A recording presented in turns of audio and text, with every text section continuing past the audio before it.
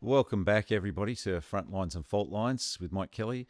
It's great to have you with us today because this is a particularly good opportunity for everybody to be better informed about the current issues associated with the conflict in the Middle East. As you know, up until now, we've trying to set the scene for further debates and discussions by looking at historical context and the realities around international law, laws of armed conflict frameworks. And of course, as we go forward, we'll keep revisiting the issues of the Middle East, and we couldn't be better set up to have that conversation than being able to talk to my good friend Peter Lerner, who was the IDF spokesperson for over a year in the context of the beginnings of that war and right through the meat of last year and into, I think, the early days of this year even. And Peter has had a long association, obviously, in rendering service to his nation. Of course, in Israel, everybody is required to do reserve duty as well. So he has a lot of familiarity with the military dynamics and issues and challenges associated with fighting in an urban environment and how you manage all the humanitarian and other issues associated with this. And these are matters of deep concern personally to Peter because he is actually a trade union official in Israel. He's one of that rarest of beasts that you won't find throughout most of North Africa and the Middle East, which is a free trade unionist and a person committed to progressive ideals. And so this is a really fantastic opportunity to have a conversation with someone from that background. And so, Peter, welcome aboard to this conversation. Thank you so much for chiming in. Thanks, mate. It's good to be here. I think we last had the pleasure of being together when I was over there, and we had a few good beers and lots of good conversations. So it's great to join you.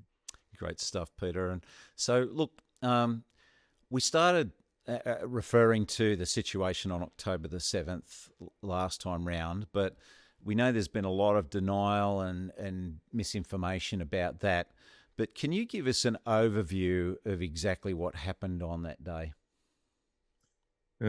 October 7th, from a strategic perspective, from a societal perspective, was the culmination of all failures.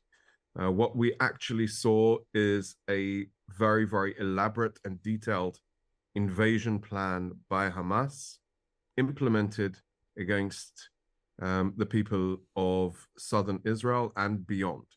What happened on that day is across the frontier, Hamas penetrated into the border at around 30 different locations with thousands of fighters trained and prepared and tasked with specific tasks. And they just went on a murderous rampage throughout southern Israel, killing, butchering, murdering, raping men, women, and children, and abducting 251 Israelis and foreign nationals into the Gaza Strip. They effectively, in any other context, it would be clear to everyone that Hamas launched a war against Israel.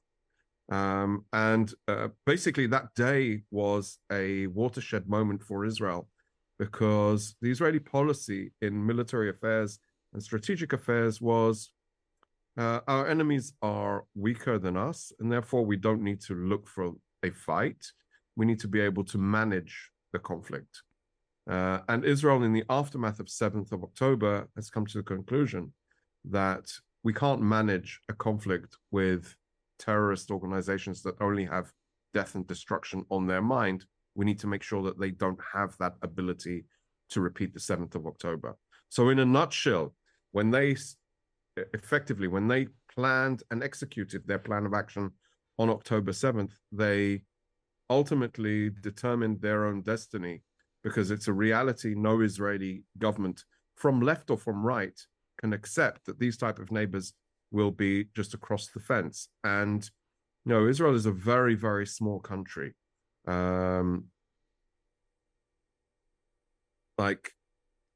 It takes us from here in Tel Aviv, where I'm talking to you today, it will take me an hour to get down to the border with Gaza. That's how far Gaza is from central Israel, and that's why we have no real strategic depth. We're not a vast country. We have a small country. We need to live in security and safety. And the terrorists, they just don't have any interest of us living here, and their intention, and perhaps this is the last component of this. Hamas were hoping, and they planned, and they'd colluded with Hezbollah and Iran that it would be a all-out war against Israel, for reasons that Hezbollah and Iran did not chime in immediately, although Hezbollah on the 8th of October were already engaged, but they did not go on an all-out war against us. I think Israel was lucky on that day, on that day, that it wasn't a coordinated effort on all of those fronts, because we might be in a very, very different situation today. Right, not simultaneous in that sense, but of course, immediately following what happened on October the 7th, they did chime in with a lot of standoff assaults on Israel and the need to kind of depopulate the north and the south, with about, I think, 500,000 Israelis displaced in that process.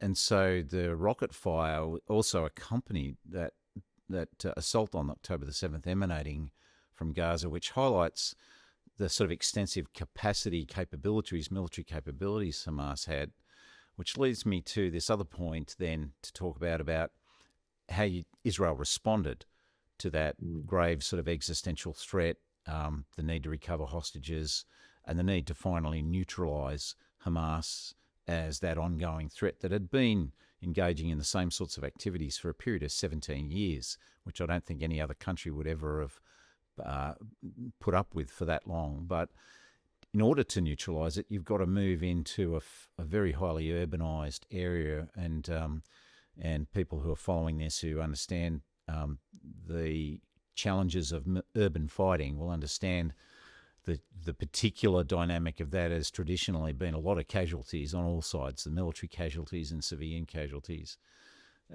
So it all, comes back to, for example, if you're trying to minimise civilian casualties, the types of precautions in attack that you might take.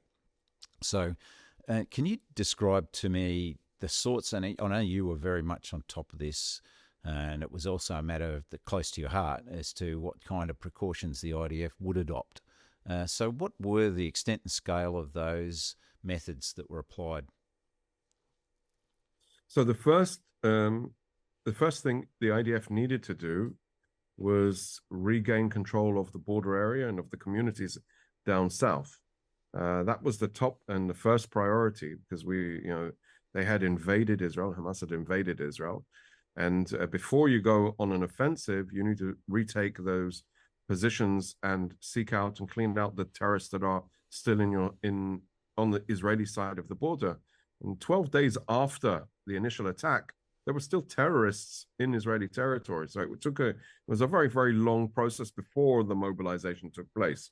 And even then, when the mobilization took place, it began with very localized operations in the border area, where those had two main goals. First of all, to pick up bodies of hostages, people that had been taken into Gaza, because Hamas dropped dead bodies on the way back in, and to clean out potential explosive devices that had been planted by Hamas in those areas.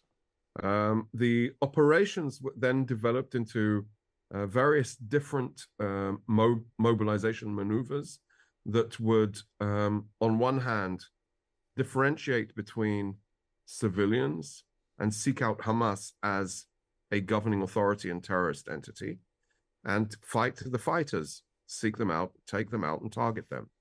Of course, Hamas as a strategy embedded itself within the civilian arena.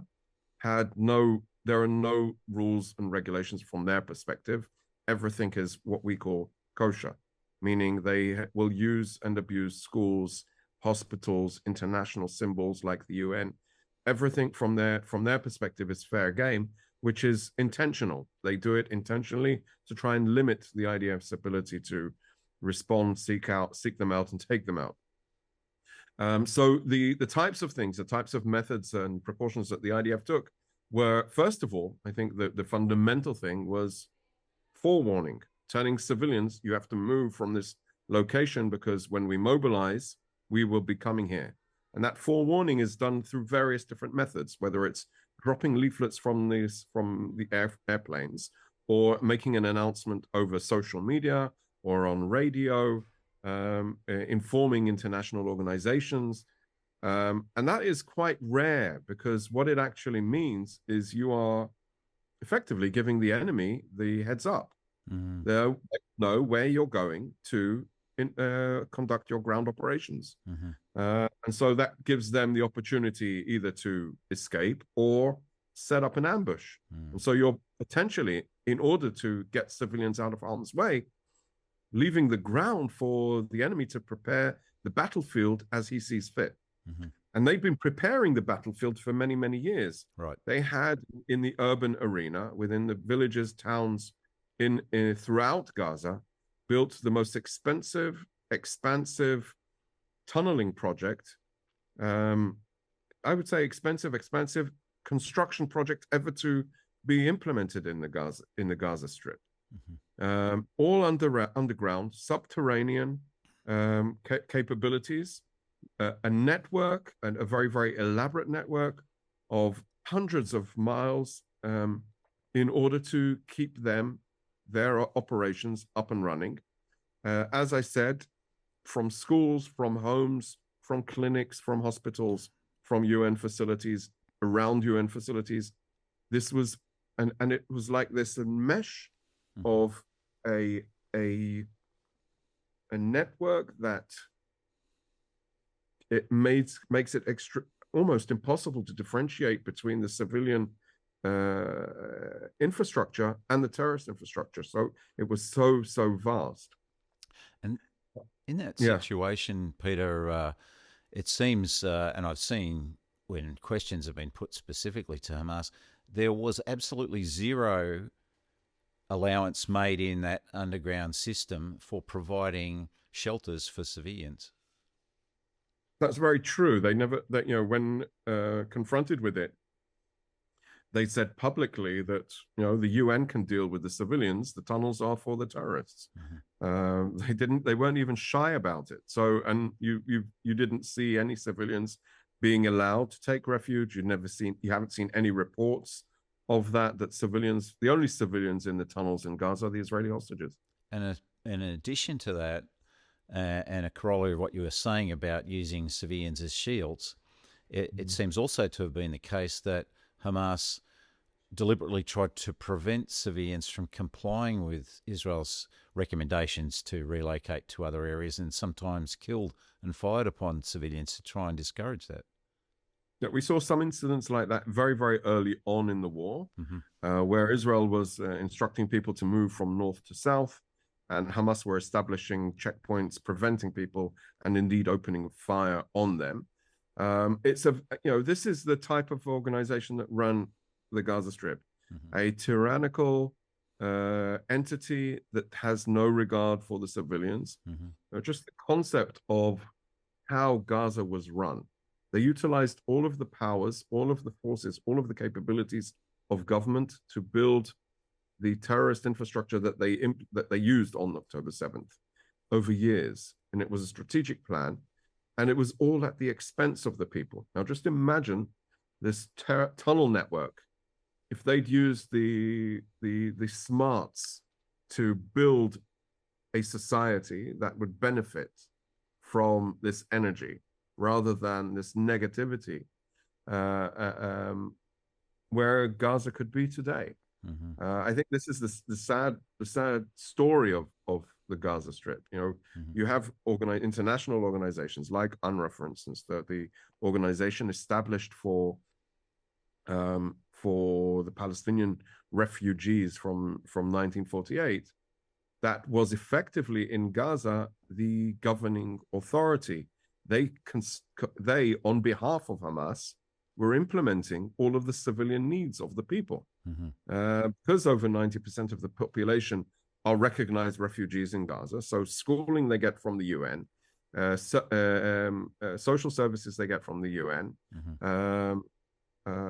health services, primary health services they receive from the UN.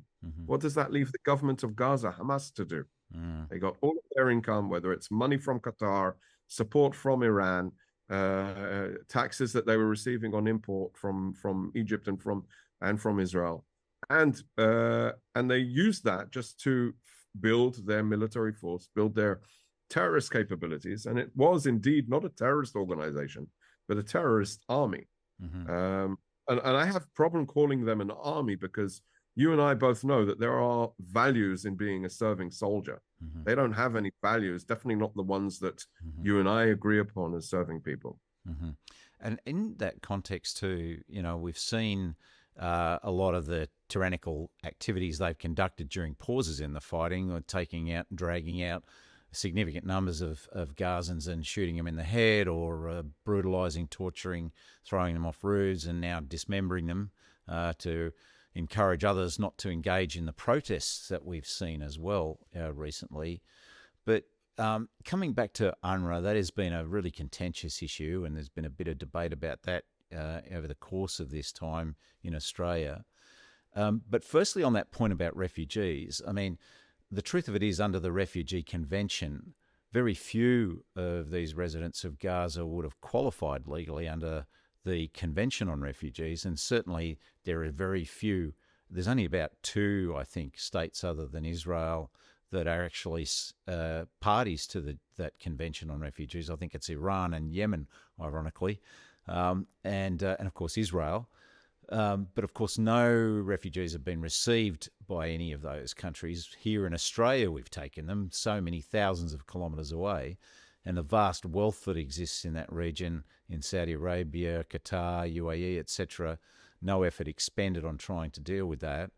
But then UNRWA's dimension to this is really something I think you would know. You've no doubt looked at and studied the information about this to be able to respond to questions. But it seems very clear that they are also severely compromised in relation to their participation in a lot of this. There seemed to be evidence of them participating in attacks on October the 7th, and their facilities used for disguising rocket missile launch sites, or covering command centres with, you know, electricity serving those centres underneath their facilities and the like. Are these accurate portrayals of UNRWA?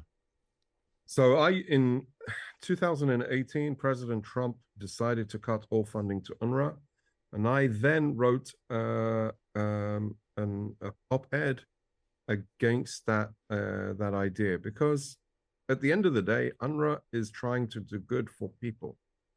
But when I wrote it, I was wrong in the understanding of how entrenched and how Hamas and UNRWA are one and the same in the essence of they are the fabric of the society in Gaza. And therefore, if Hamas, as you pointed out, runs the Gaza Strip with this iron fist of tyranny, UNRWA can't do anything against them.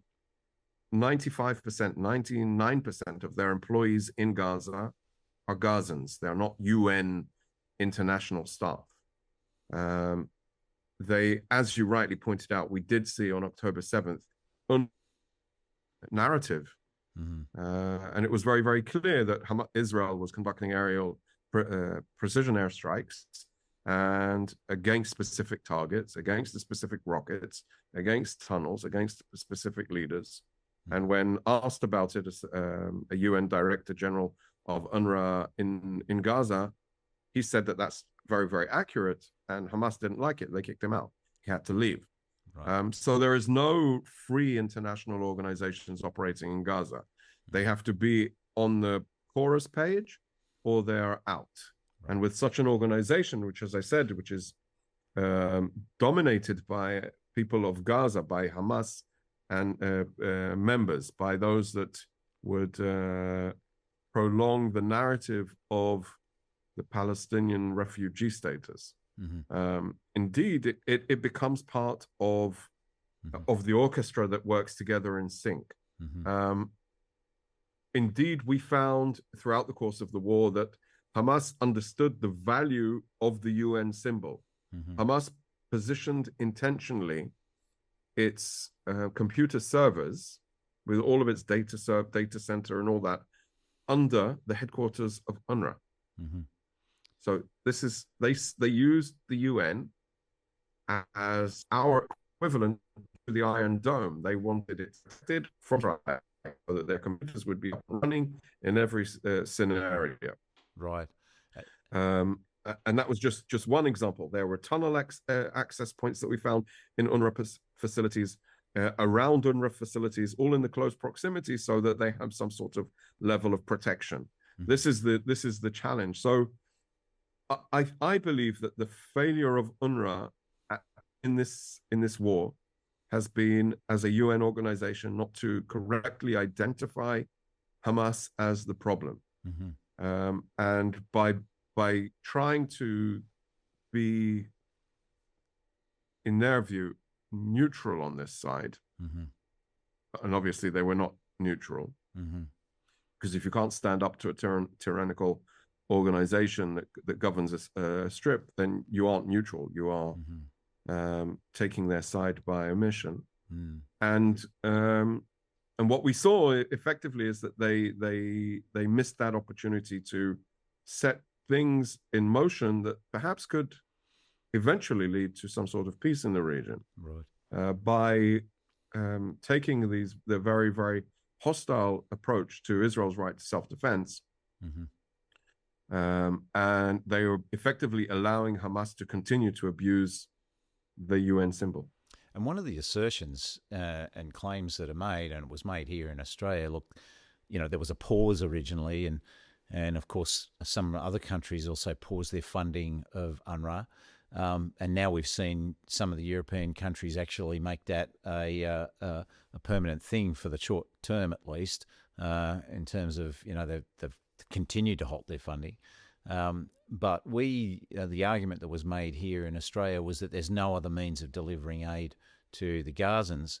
But then what we saw, and you can confirm if these reports were correct, was that a large quantity of the relief materials going into Gaza were looted by Hamas and stored either for their purposes as a logistics stockpile, or used to earn revenue as sort of underpinning a black market with exorbitant prices. But so UNRWA, in fact, wasn't really ensuring the free and open access to aid that Gazans required. 100%. That's Hamas is not taking care of the people of Gaza in any way or form, and they will exploit every avenue to prolong this war that serves their interests. They are still.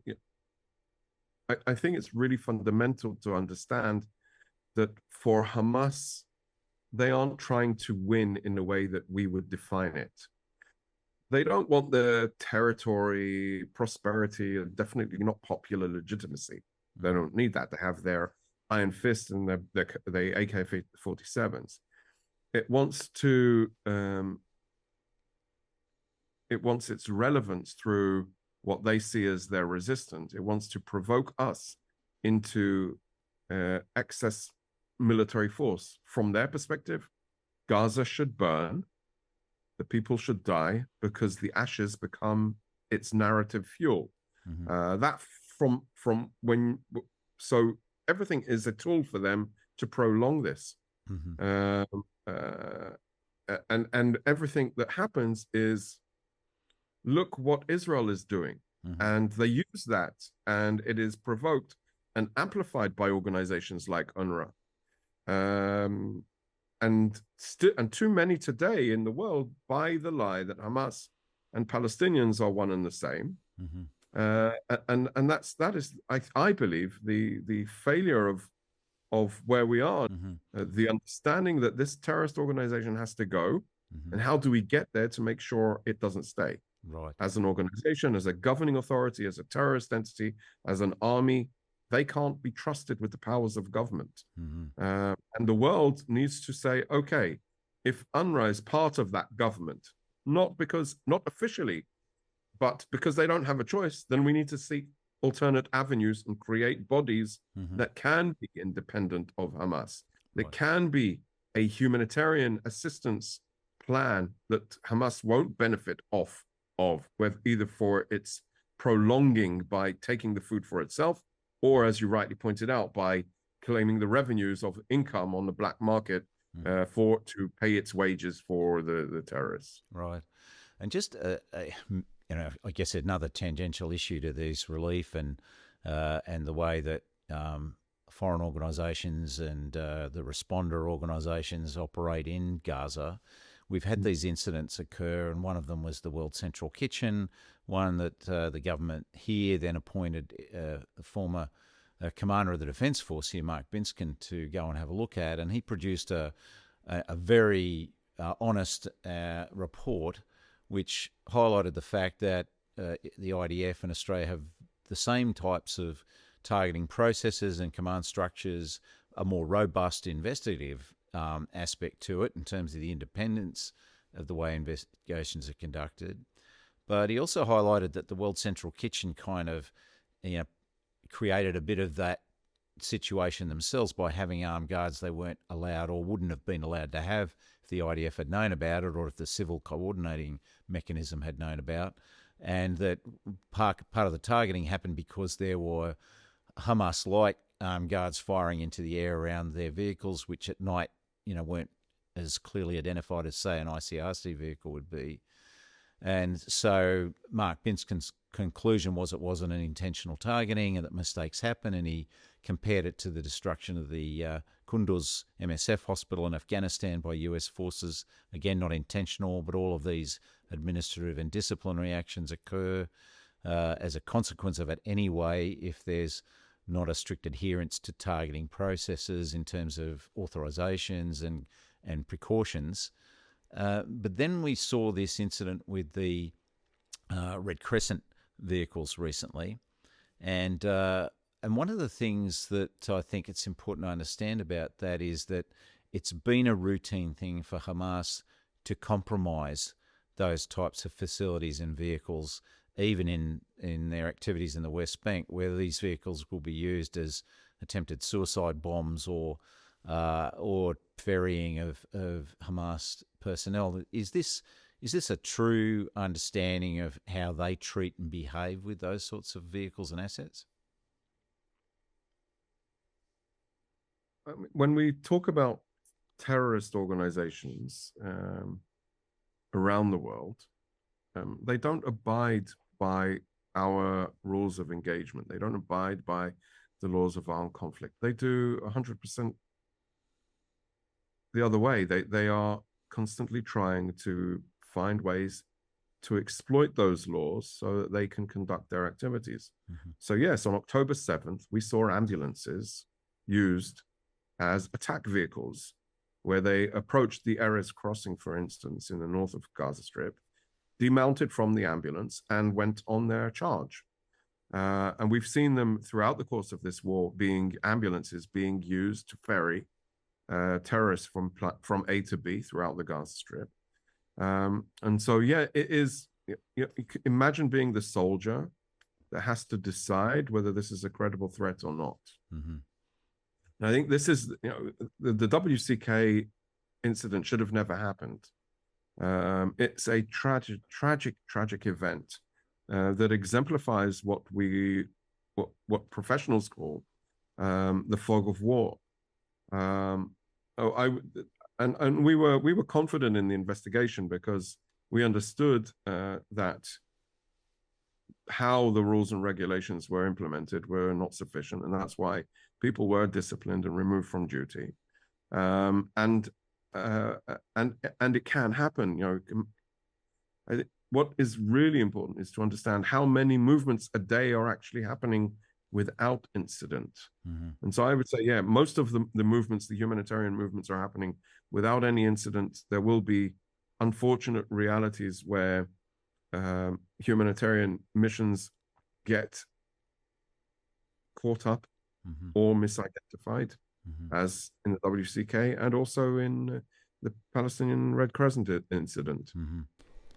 Well, we'll take a break there now from this conversation with Peter. That's been very informative, and we look forward to coming back to Peter in our next episode to tease out some other issues about where things go now and questions around the broader strategic objectives and way forward through this conflict.